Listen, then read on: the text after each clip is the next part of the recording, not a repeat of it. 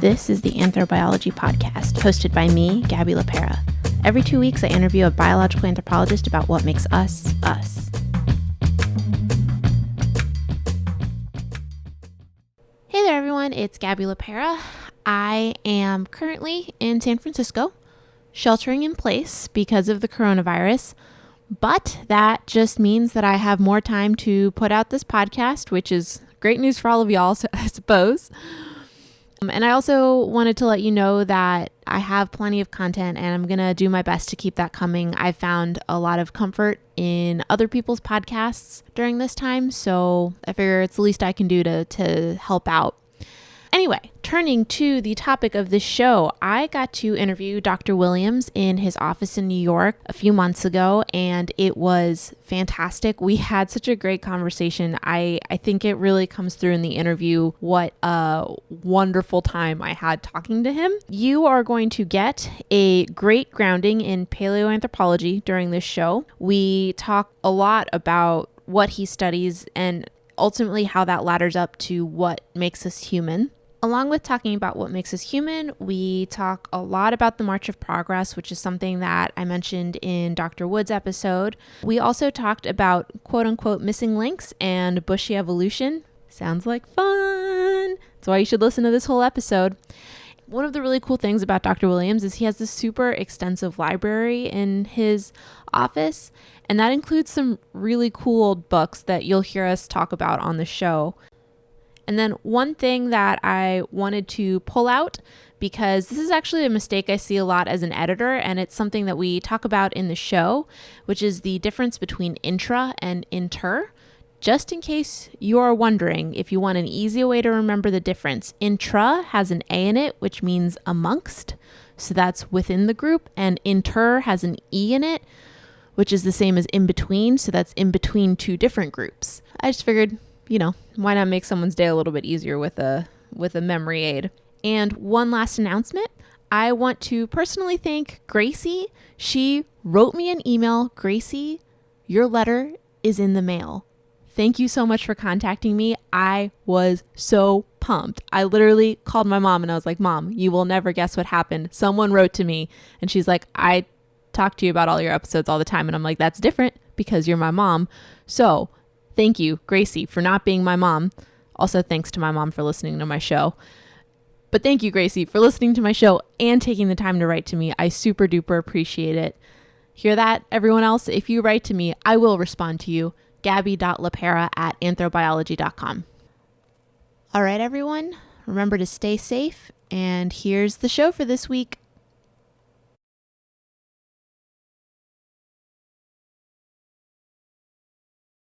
Hello, everyone. My name is Gabby LaPera. You're listening to the Anthrobiology Podcast. I am in New York, which is such a treat, and I'm here with Dr. Scott Williams of NYU. Hi.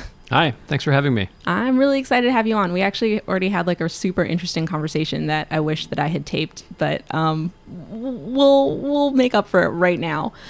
Can you tell me a little bit about who you are and what you do? Sure. I'm, as you said, Scott Williams, and I'm a biological anthropologist. I've been here at NYU as a professor for 8 years. I'm now an associate professor, so I have tenure. Congratulations. Thank you very much. And so my job mainly involves teaching at the moment. We're in the middle of the semester. I'm teaching 2 courses. One is a large introductory course to human evolution that has 180 students in it. They just had their first exam yesterday. How did that go? Hopefully well. I've only graded a few, so to be determined. And then I'm teaching a graduate course called Integrative Paleoanthropology 1, which is basically the hominin fossil record from the Miocene, including Miocene apes, up until the origins of the genus Homo. That sounds super interesting. Yeah, we get to dive into the weeds in that course. We have a lot of time for it. That's really exciting. And then, of course, I try to do research in the spare time that I have, which this semester is, fleeting, and then advise students as well. I've got a number of master students and currently 5 PhD students. That's really impressive. And I think that this is something that maybe people don't talk a lot about in academia in general is how difficult it is to teach and advise. Like, they really put a lot of emphasis on research, and then they're like, okay, and here you are out in the wild teaching 180-person courses, and also mentor these students so that they enjoy anthropology and continue on to be successful. It's like being a parent. Oh, yeah, absolutely. It's a big part of the job, mentoring students and teaching, not just doing your research. There's parenting classes. There are no mentoring / teaching 180-person freshman classes. No, you figure it out. Yeah, you do over time. Still, I still remember some of the ridiculousness that I got into when I first started. I remember I had a kid come into lab, and he was like surreptitiously like carrying around a Solo cup, and I was like, "What are you doing?" I realized he was spitting. He was spitting in my lab. He was chewing tobacco and spitting. And I was like, you cannot do that in here. Good for DNA analyses, perhaps, but not sanitariness of the lab. It was so gross. And then there's like the other end of the spectrum too. Is like I had a student who came in one time, and we were doing like the very basic Hardy-Weinberg formula, which is a way of determining the frequency of genes in a population. But it's basic algebra, and they had never taken algebra. And I was like, I don't know how to teach someone algebra. Like, no one prepared me for this moment that I would be teaching a college course and I'd have to teach someone algebra. Yeah, and that equation's intimidating. Yeah. It looks intimidating. It looks intimidating, but if you give, I don't know. Even though it's not complicated at all. It's not complicated. But anyway, we're here to talk about you, not about me. So I went to your website and I pulled down your bio, and I just wanted you to kind of walk us through what it all means. So I'm going to read it to you, and then we'll go through all the words. All right. Sounds good. Scott Williams is an evolutionary morphologist and paleoanthropologist interested in the evolution of positional behavior, parentheses, posture and locomotion, end parentheses, during human evolution. He's especially concerned with transitions in the fossil record. I kind of edited your bio a little bit. I'm sorry. No, you should send it to me, and I should use that one probably. Okay. But there's some words that I picked out that I was like, you know what? We should talk about what they mean on this show. First of all, morphology. Morphology itself is basically the size and shape of bones, or size and shape of anything, really. You could do the morphology of buildings, but in our field, in evolutionary biology and biological anthropology, morphology generally refers to an anatomy, essentially, and it is actually deeper than anatomy because it includes that sort of size and shape aspect. So it is inclusive of anatomy, so soft tissue anatomy, and also bony anatomy. So basically anything about the shape of that bone. And what particular bone do you study?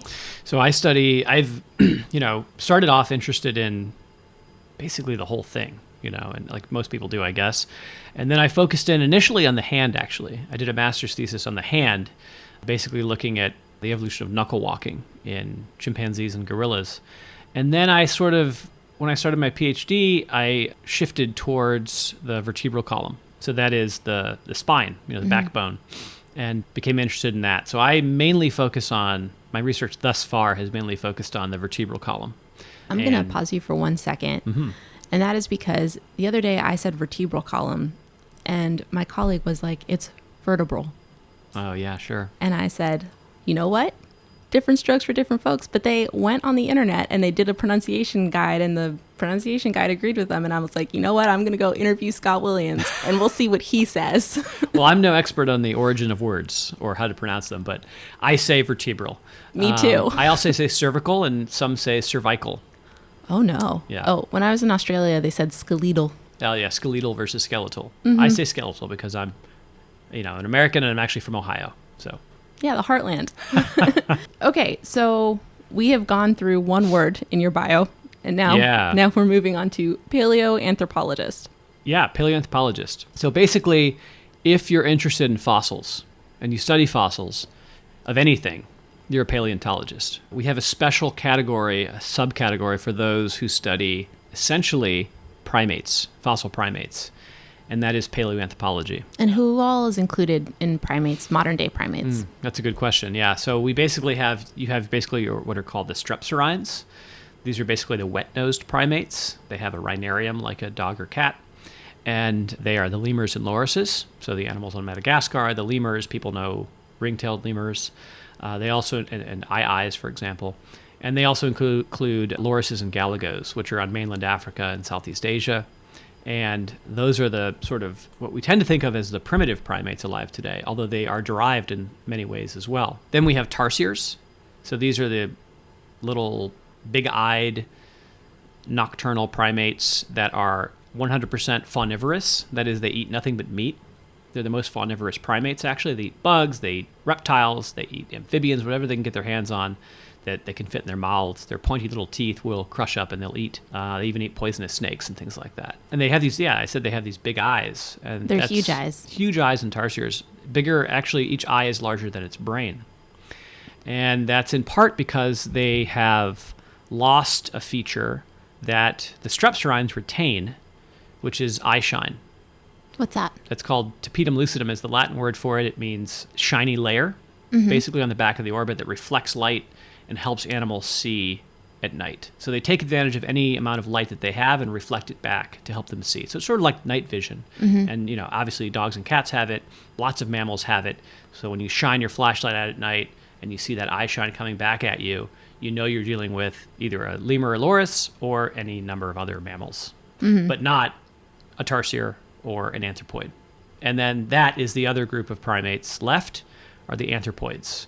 So those are the monkeys, apes, and humans. And they come in different varieties. There's the New World monkeys, which are living in Central and South America. Old World monkeys, which are in Africa and Asia. And these are things like baboons and leaf monkeys.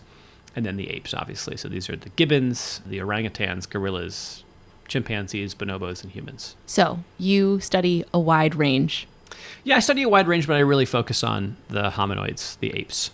Okay, we're almost through. You're interested in the evolution of positional behavior. What does that mean? Which I defined. You did, if I recall. Yes, in the parentheses, posture and locomotion. Yes. So I guess the question is, why are you interested in posture and locomotion? So I think, you're pointing out that my description is probably too jargony. And I agree. I need to maybe make it more publicly available. It's I think it's packed with information for other anthropologists who are probably the people looking at your pages. Mainly. I mean, I'm going to put in a humble brag here. I understood what you were saying. I'm glad. But that's not the point of the podcast. So yes.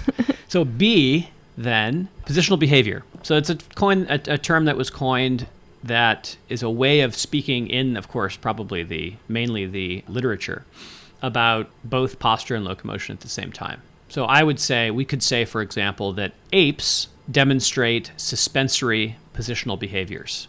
So that means that they are hanging below branches, both as a posture and via locomotion. So they would be moving around, like the gibbons, for example, would brachiate under branches. They would swing underneath the branches. And the great apes do that, using their arms. And that's why it's brachiation, which is Latin. Brachia is Latin for arm. Exactly.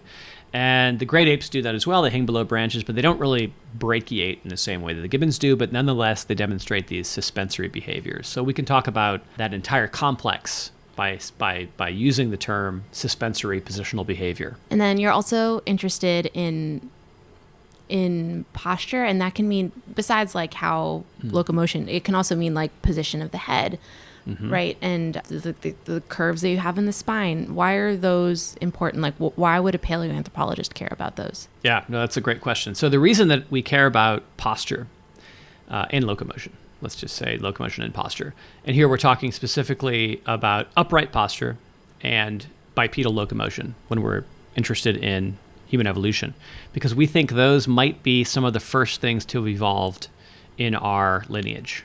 So we know that we diverged from chimpanzees 6 to 7 million years ago, probably, based on both genetic studies and the fossil record. And when we recover fossils, we have to have something to look for to identify these things as members of our lineage, the hominin lineage. And we look for bipedal traits. There's other features you can look for as well, but signs that these animals had upright posture and bipedalism is what we look for. So it's important for anthropologists to study these things in order to, understand when and how they evolved and how to interpret the fossils correctly. Which brings us to the last part of your bio, which is that you're interested in transitional times in evolutionary history. Why is that? Yeah. And what does that mean? What does it mean that it's a transitional time? That's a great question. So I guess it goes back to ideas about how evolution occurs. Is evolution all completely gradual, or do you have these sort of punctuated events that Stephen Jay Gould called punctuated equilibrium? And, it's probably both things happening, obviously. I guess what I mean by transitions are basically steps that we can observe that have occurred through human evolution. So we know, for example, that we have this group of fossils that we call Australopiths. And Australopiths is sort of the colloquial word for members of the genus Australopithecus. Lucy is a member of the genus Australopithecus. She's in the species Australopithecus afarensis. We have a number of other species in that genus. We think of those as we used to think of those as the primitive hominins. If we went back 30 years ago, they would be the earliest members of our lineage that we knew about. Now, they're sort of intermediate hominins because we have earlier hominins that extend back 2 to 3 million years earlier than the Australopiths. So we have these transitions being what's going on between those earliest hominins, things like Sahelanthropus and Auroran and Ardipithecus, and things like Australopithecus. And then another transition, a major transition we think about, is that between Australopiths and members of our genus, Homo. So figuring out those transitions is what I'm interested in, and also locomotor transitions. So how did bipedalism first evolve, and how has it changed over human evolution? I think a lot of people think of evolution, and they think of that like classic image of the chimpanzee, and it slowly gets more upright, more human. Not a super necessarily accurate version of evolution. So I think that when that's your image of evolution, it doesn't leave space for these transitional fossils. And I think the other way that people think about evolution is they think of the missing link, when in reality, literally every fossil we have is a link, not necessarily a missing link. I'm sorry, Dr. Williams just pulled out a book, and I'm very excited to see what's in it. Yeah, absolutely. There's a lot to unpack there, actually. Yeah. And the book I grabbed is actually a Time Life Nature Library book called Early Man from 1965. And you mentioned this sequence of chimpanzees and hominins, and that actually originates in this book. This is the original figure of that sequence. Oh my gosh. So you start off with something here that they're calling Dryopithecus, Oreopithecus, Ramapithecus, and so on, as sort of a line of walking, striding hominins and their ape-like ancestors, leading up to a modern human at the end. So there's several things we can mention about this. It was meant as a sort of generalized depiction of their posture and locomotion, actually, and their overall form, not to be interpreted literally as this animal evolves into this animal, evolves into that animal, as you see on T-shirts and things like that today. The classic, if we're evolved from chimpanzees, why are there still chimpanzees question that you get in every intro to evolution class that you've ever taught, ever. Exactly.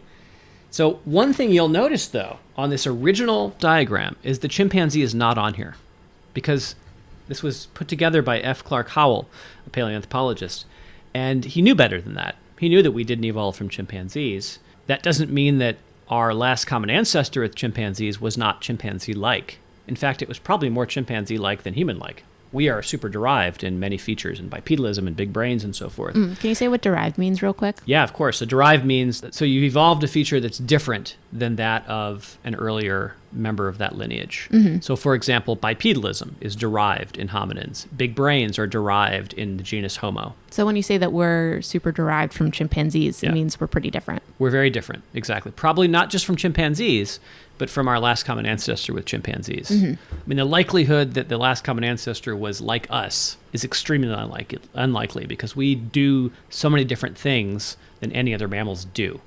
And if you look at the relationships among living primates, you'd see that our closest living relatives are chimpanzees and bonobos.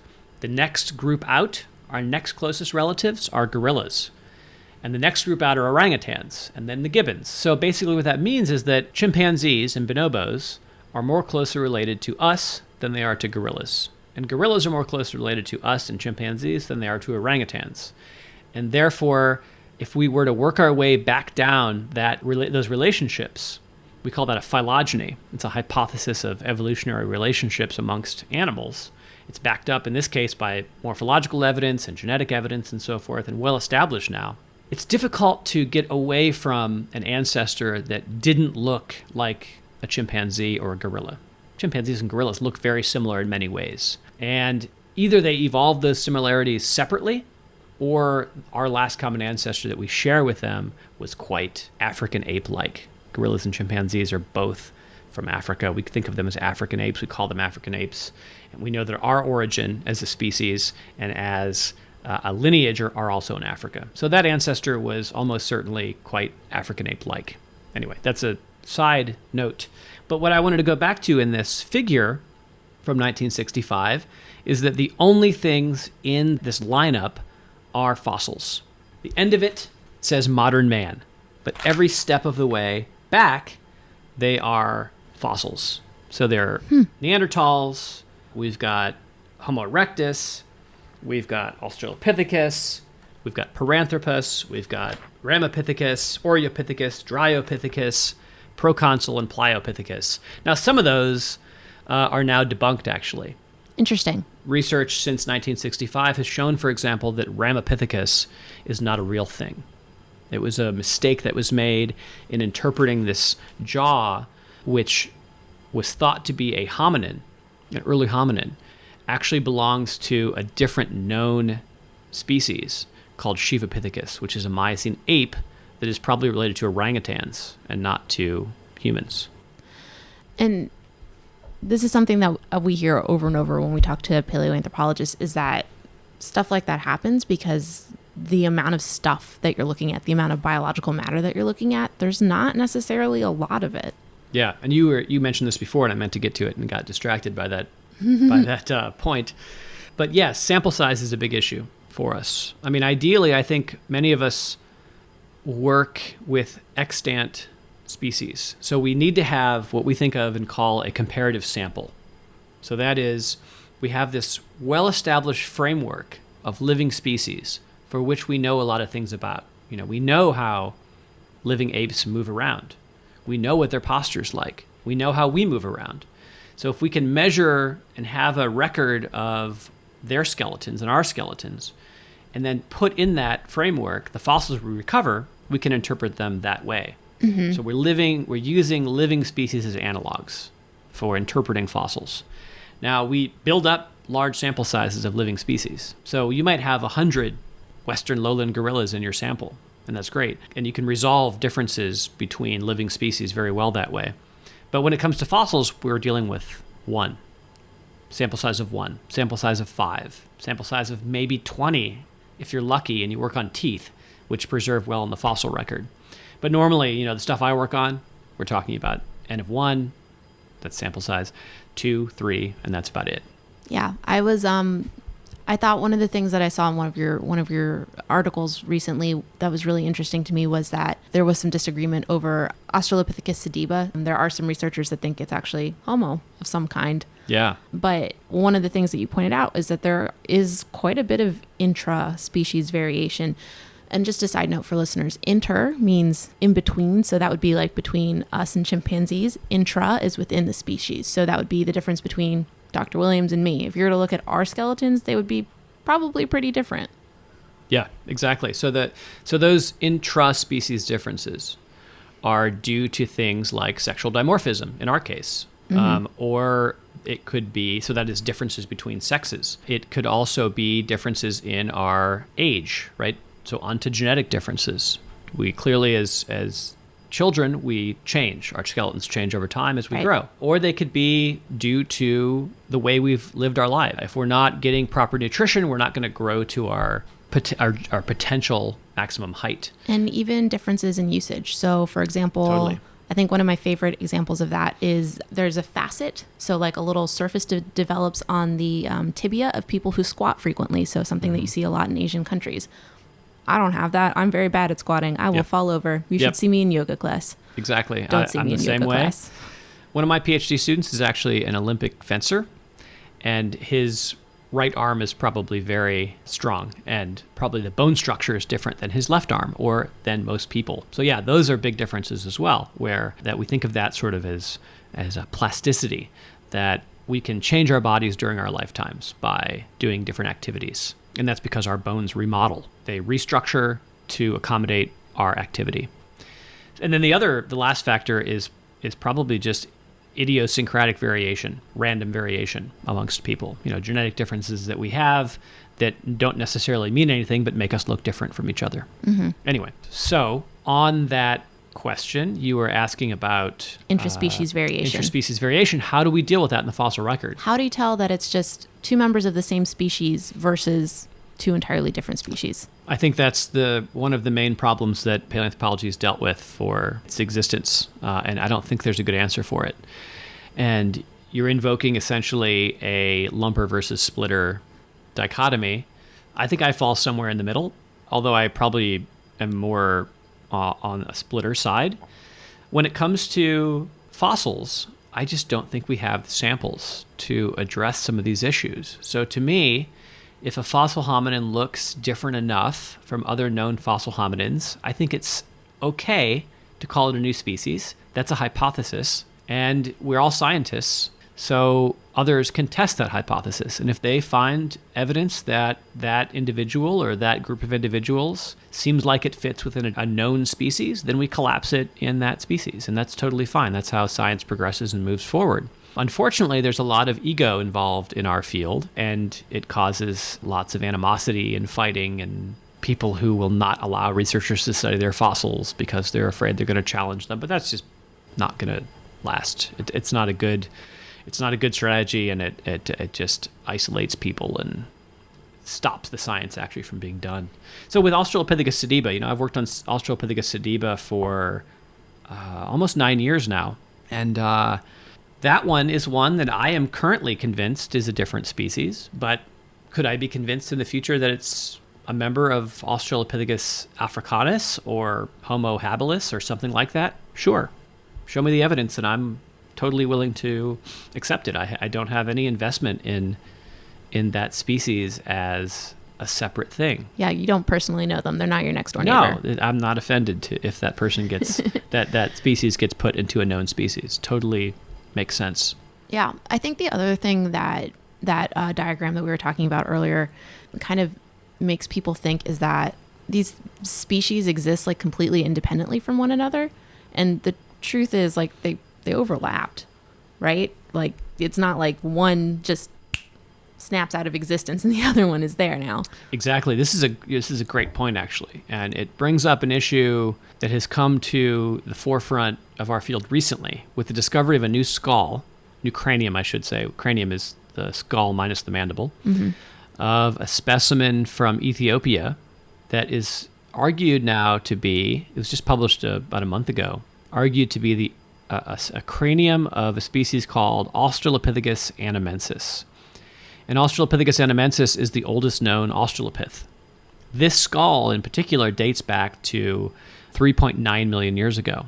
It's a late member of that species. And in fact, it doesn't look like Australopithecus afarensis much at all. It looks quite different, its cranium. And what we thought previously, what had been proposed at least, is that Australopithecus anamensis directly gave rise to Australopithecus afarensis.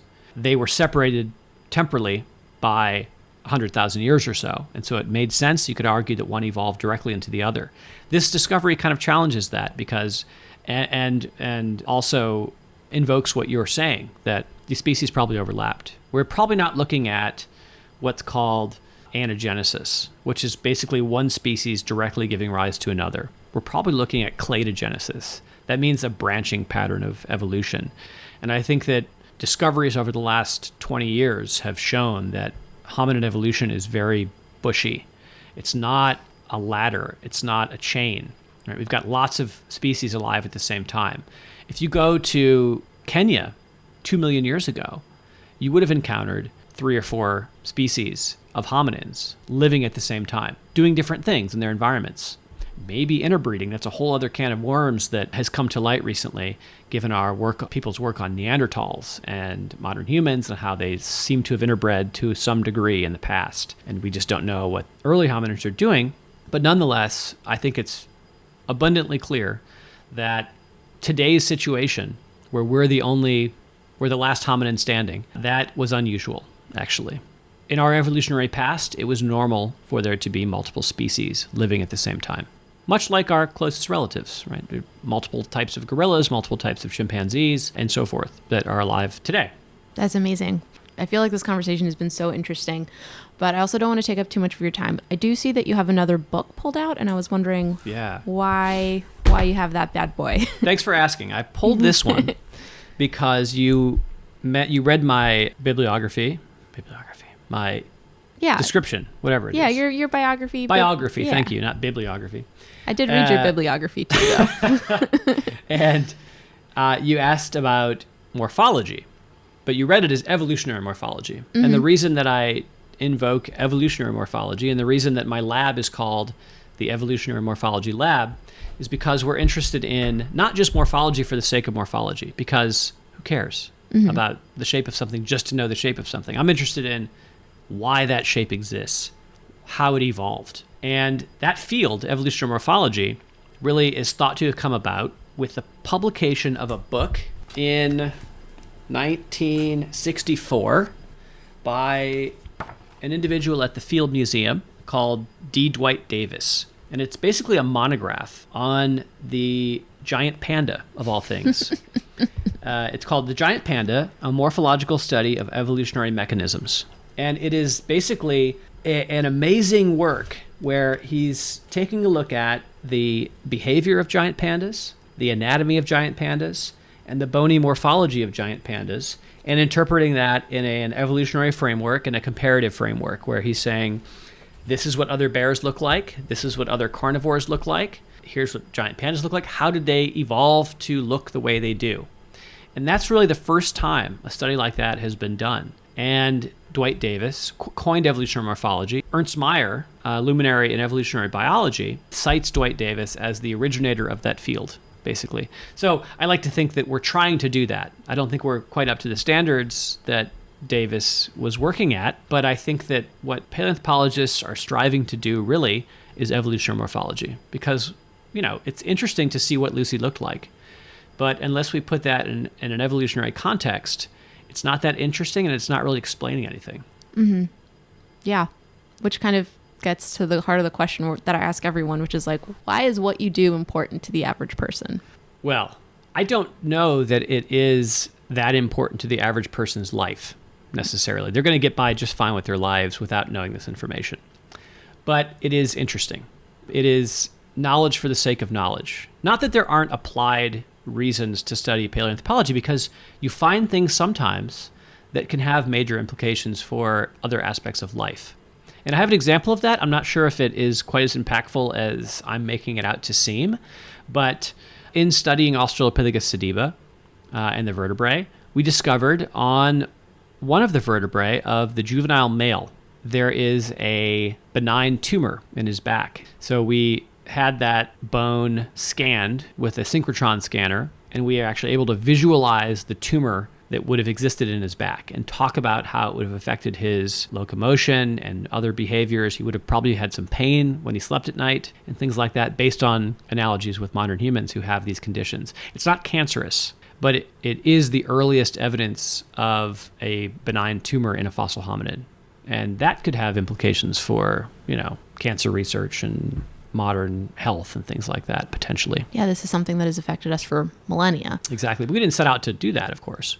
We just discovered it in studying this fossil hominin. Mm-hmm. All right. I still have so many questions for you. Maybe one day you'll agree to another interview with me.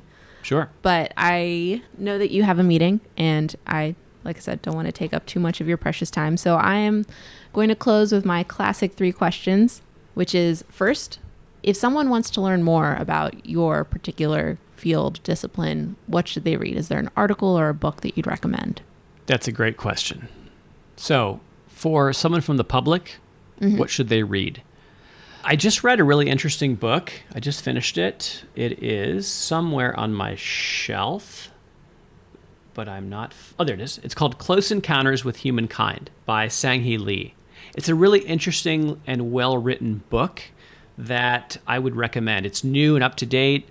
I'd recommend it to anyone interested in human evolution. I don't agree with everything in it, actually. Some of the interpretations I disagree with, but it's a great book. It's a great introduction to human evolution that's written at a level that anyone can understand and connect with. That's awesome. And I'm glad that you said that you don't agree with all of it, because I think that that's one of the most important things that we try and teach in anthropology, that it's okay to disagree with what you're being told. Like, you just need to go out there and do the work yourself to figure out what you actually think. Exactly. And that's okay. Exactly. And disagreements are fine. That's how science works. Exactly.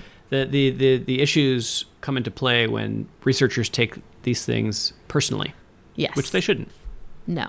Okay, so what are you reading for work right now? So for work right now, I'm usually reading a bunch of whatever articles I get my hands on that are published. I will say that the most interesting thing I've read recently is the description of that fossil I mentioned about the cranium of Australopithecus anamensis. The specimen number is MRD.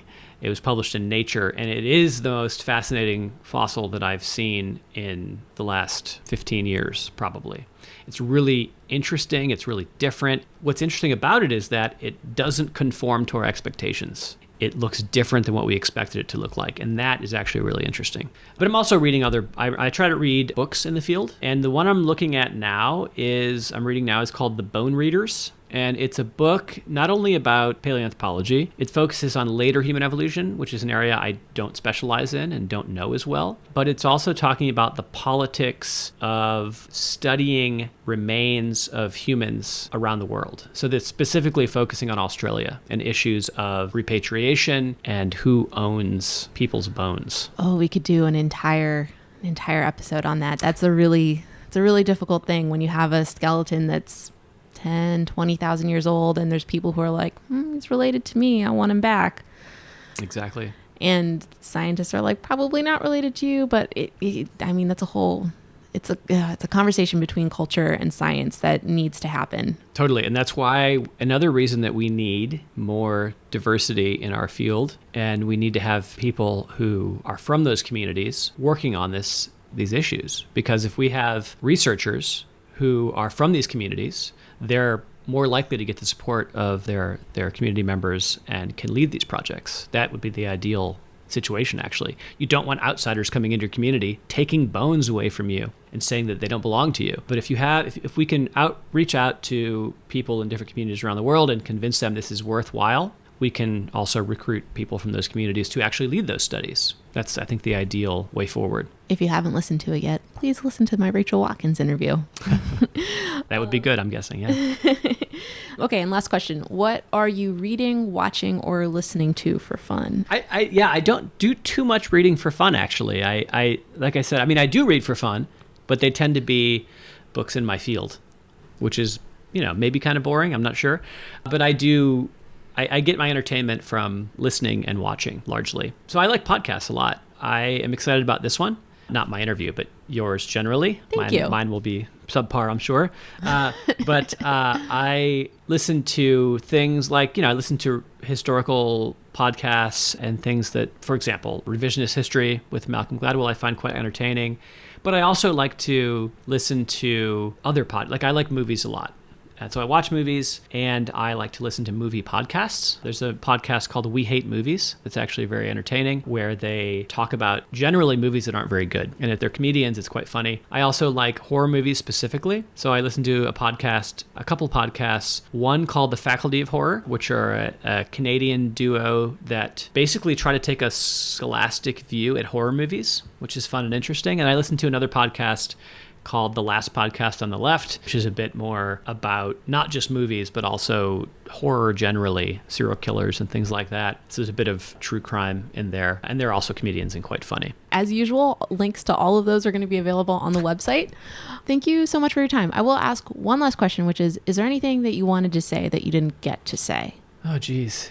Yeah, I probably could have said a lot of things that I didn't say. I don't think I did a particularly good job justifying the existence of my field by saying it's not relevant to people. And I will say that it is. I mean, knowledge for the sake of knowledge is important. It's one of the things that make us humans, actually. Okay. I totally agree with that. I think that people say knowledge for the sake of knowledge, and they say it in kind of a tone in which implies that perhaps they think that that's not a good thing. But really, I think one of the things in anthropology that we study the most is like what makes us different from other animals. I mean, what makes us the same, but what also makes us different? And that's definitely, you're right, one of the things that makes us the most different. We pursue knowledge just to pursue knowledge. Exactly. And you never know what's going to come out of that. That's so true. In many cases, we advance medicine and science generally by studying things where we're just seeking knowledge. Yeah. Mm-hmm. Mm-hmm. Look at NASA. Exactly. Anyway, thank you so much for your time. I really appreciate it. Thank you so much. And I hope that we get to chat again soon in the future. Yeah, it's been fun. All right. Thanks. Thanks for joining me for this episode of the Anthrobiology Podcast. If you have questions or comments, you can reach me at gabby.lapera@anthrobiology.com. That's spelled GABY.LAPERA@anthrobiology.com. This show was produced and edited by me. Music courtesy of Chad Crouch, aka Poddington Bear at Sound of Picture.